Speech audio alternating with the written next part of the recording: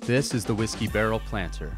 As you can see, this thing is made out of real wood. It's also belted around with aluminum straps to keep it together. This will keep all your soil intact. I really like to use real material like that. I like to use a real wood container if I can. Not only because of the way it looks, but I think if you can avoid using plastic containers for your plants, I think it's a good thing. So this particular planter has two really good features. It has a UV finish, which will protect you from the sun, the direct sunlight that your planter box is probably going to be in.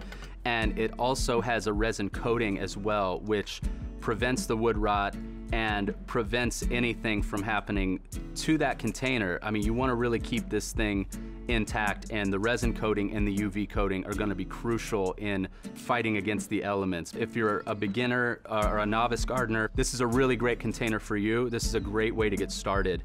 And not only does it look cool, but it also will be perfectly functional for what you need.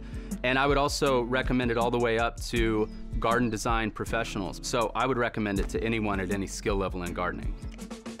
Are you looking for more product advice and wisdom from me? Or me? Or me? Hit that subscribe button or head over to thedesirecompany.com for more classes, how-tos, and reviews.